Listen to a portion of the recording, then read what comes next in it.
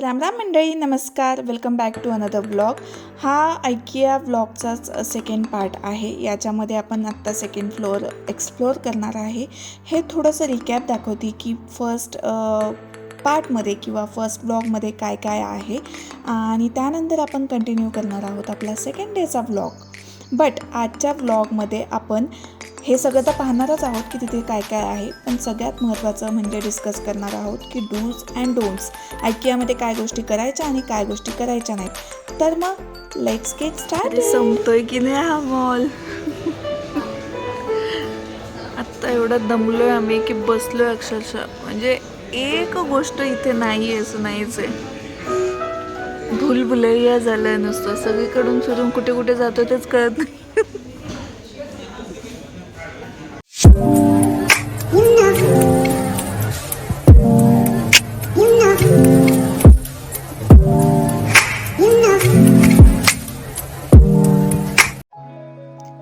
हा आहे first floor IKEAचा. इथे खूप क्रॉकरी, खूप गोष्टी तुम्हाला अवेलेबल आहेत आणि त्या मी आता व्हिडिओमध्ये तुम्हाला दाखवेलच. बट आपण मेजरली आत्ता डिस्कस करणार आहोत IKEAबद्दल काही फ्यू पॉईंट्स जे तुम्ही तिकडे जाण्या अगोदर तुम्हाला माहीत असणं गरजेचं आहे.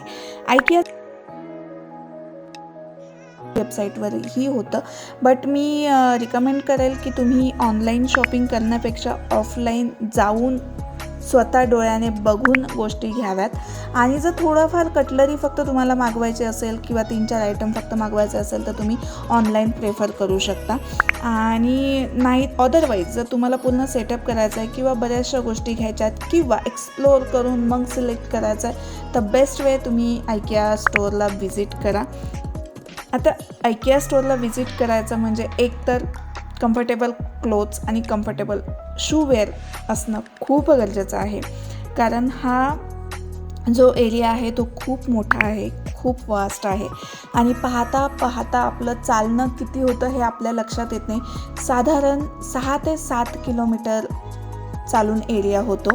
त्यामुळे पायामध्ये कम्फर्टेबल फूटवेअर किंवा चप्पल, शूज असणं खूप गरजेचं आहे. हील घालून जर तुम्ही जाण्याचा प्लॅन करत असाल तर अवॉइड इट. त्यानंतर सोबत अशी टीम ठेवा किंवा असे मेंबर ठेवा की जे ट्रस्टली तुमच्यासोबत एवढं चालू शकतील. देन एवढं चालूनही जे क्विक सिलेक्शन करण्यामध्ये किंवा क्विक ठरवण्यामध्ये तुमची मदत करतील. म्हणजे जसं तुमचं ऑलरेडी प्लॅन हवं आहे की हे पाहिजे, ते पाहिजे, ते नाही घ्यायचं, हे नाही घ्यायचं, हे घ्यायचं तर अशा पद्धतीने घ्यायचं, हे प्रिपेअर असेल किंवा एक लिस्ट तयार असेल तर तिकडे तुम्हाला खूप सोपं जाईल. आणि जर तुम्हाला फक्त एक्सप्लोअर करायचं असेल तर तुम्ही सेकंड फ्लोअरवरती जास्त वेळ घालवू शकता.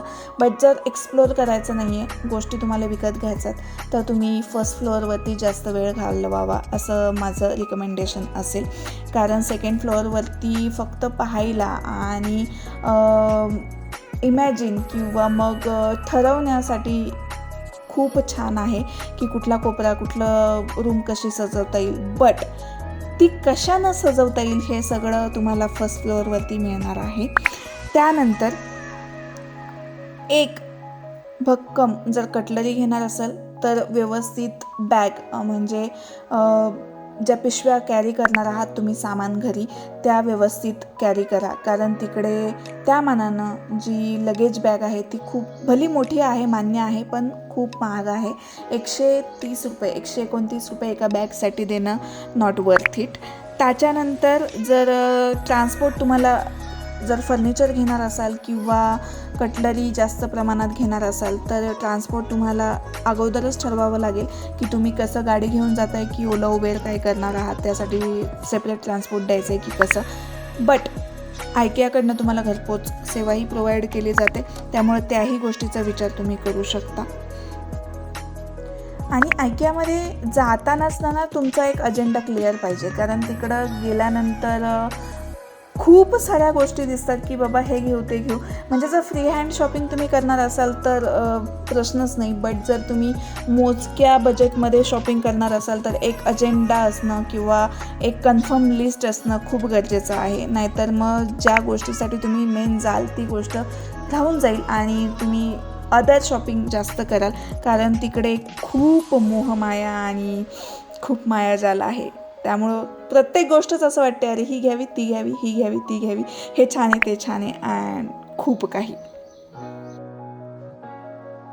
नेक्स्ट थिंग, IKEAला धावती भेट कधीच देऊ नका, कारण हे एवढं मोठं आहे आणि छान आहे. फर्स्ट विजिट देताना तरी एक टेक युअर टाईम, म्हणजे एक पूर्ण दिवस नाही, जर पुण्यावरनं तुम्ही जाणार असाल तर जाण्याचा वेळ धरून मी पूर्ण दिवस म्हणते, नाहीतर 4-5 तास तरी मिनिमम तुम्हाला IKEAमध्ये द्यावे लागतील पूर्ण एक्सप्लोअर करण्यासाठी आणि स्वतःची घराबद्दलची प्रतिमा सत्यात कशी उतरवता येईल यासाठीची. त्यामुळे टेक युअर टाईम, निवांत शांत मोकळ्या वेळेत जा. आणि जर तुमचं ऑलरेडी फिक्स्ड आहे किंवा अगोदर एक भेट झालेली आहे आणि मग नेक्स्ट टाईम तुम्ही गेला तर मग ठीक आहे, सॉर्टेड असाल तुम्ही की बाबा हे घ्यायचं ते घ्यायचं, इथनं घ्यायचं तिथनं घ्यायचं.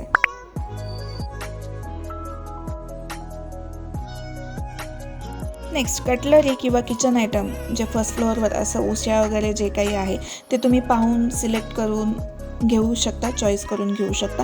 हे तिथनं तुम्ही डायरेक्ट कलेक्ट करून तुमच्या शॉपिंग बॅगमध्ये टाकू शकता. बट फर्निचरमध्ये असं नाही करता येणार तुम्हाला, जे फर्स्ट फ्लोअरवरती आहे की एखादा सेटअप तुम्हाला आवडला आहे आणि तो तुम्हाला विकत घ्यायचा आहे, तर तिकडे जो टॅग लावलेला आहे टॅगचा प्रॉपर फोटो कॅरी करणं तुम्हाला गरजेचं आहे. कारण त्या फोटोमध्ये खाली रेड पट्टीमध्ये ना त्या फर्निचरचं रॅक आणि मॉडेल नंबर लिहिलेला आहे. म्हणजे सपोज एखादी चेअर तुम्हाला आवडली आहे, ती चेअर तुम्हाला घेऊन जायचं आहे, तर त्या चेअरच्या प्राईस टॅगसोबत जो तो रेड टॅग आहे त्याच्यावरती ती चेअर ज्या रॅकमध्ये ठेवलेली आहे तिचं आणि त्या चेअरचा मॉडेल नंबर दिलेला आहे. त्यामुळे नंतर जेव्हा आपण कलेक्ट करायला जाऊ तेव्हा स्वतःच वेअरहाऊसमध्ये जायचं आहे. फर्स्ट फ्लोअरला खूप मोठं वेअरहाऊस टाईप खूप मोठे मोठे रॅक आहेत, प्रत्येक रॅकला नंबरिंग केलेलं आहे. ते नंबरिंग तुमच्या टॅगशी मॅच असणार आहे. त्या मॅचिंग रॅकमध्ये जायचं आणि तिकडनं त्या नंबरचं आयटम घ्यायचा, म्हणजे तुम्हाला जे हवं आहे ते मिळून जाईल. त्यामुळे फर्निचर आयटममध्ये तुम्हाला टॅगचा प्रॉपर फोटो विथ कॉस्टिंग तुम्हाला कॅरी करणं गरजेचं आहे. तसं हे फर्स्ट फ्लोअरवरती नाही, जे काही आवडेल ते तुम्ही शॉपिंग बॅगमध्ये ठेवून घेऊ शकता.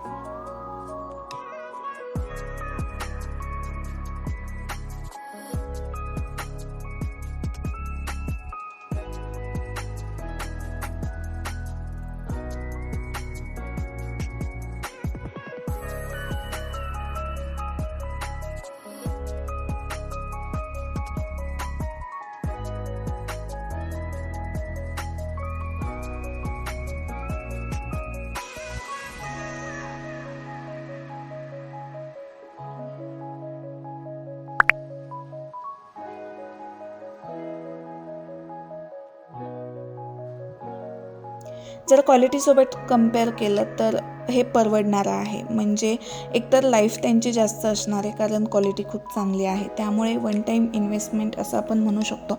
आणि अक्षरशः म्हणजे कॅन्डल्सचे पण एवढे प्रकार आहेत, एवढ्या सेंटेड कॅन्डल्स आहेत किंवा बिना सेंटेड आहेत, त्याला ठेवायची वेगवेगळे स्टँड आहेत, खूप एन नंबर ऑफ व्हरायटी तिकडे अवेलेबल आहे. आणि त्याच्यानंतर गार्डन एरियामध्ये जर गेलात तर गार्डनमध्ये ठेवायच्या चेअर, तिथे ठेवायचे टेबल, तिथे लावायचे नकली झाडं, असली झाडं, असं खूप काही तिकडे अवेलेबल आहे. तिकडे गेल्यानंतर डोकं चक्रावून जातं एवढं मात्र नक्की. त्यामुळे पक्क पहिलेच ठरवून जा की काय काय घ्यायचं. माझी तर विश लिस्ट खूप मोठी आहे म्हणा.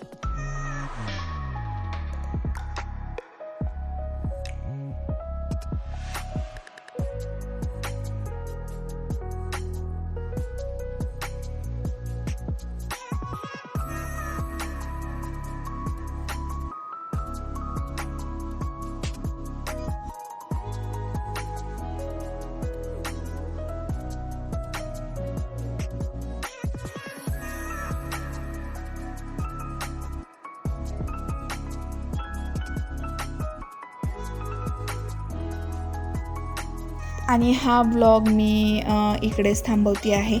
तुम्ही एक्सप्लोअर करा, बघा. व्हिडिओत पाहण्यापेक्षा ना एकदा IKEAला व्हिजिट करून याची डोळा याची देही बघून घ्या, मजा येईल. भारी आहे. एक एक्सपिरियन्स आहे IKEA व्हिजिट करणं आणि तो घ्यावा एकदा. म्हणजे आपल्याला आपले टार्गेट कळतात की आपल्याला काय घ्यायचं आहे, काय नाही घ्यायचं आहे, आपल्या घरात काय असायला पाहिजे, काय नसायला पाहिजे आणि बरंच काही. या नोटवरती मी थांबते इकडेच आणि तुम्हा सर्वांचा निरोप घेते. पुन्हा भेटूया नवीन व्हिडिओमध्ये, नवीन गोष्टींसोबत आणि नवीन विषयासोबत. आणि बाय द वे, या IKEAमधनं घेतलेल्या मी ज्या गोष्टी आहेत त्यांचा व्हिडिओ लवकरच पोस्ट होईल, त्यामुळे तोही पाहायला विसरू नका. बाय, टेक केअर, काळजी घ्या आणि लवकरच भेटूयात नवीन व्हिडिओमध्ये. तोपर्यंत बाय.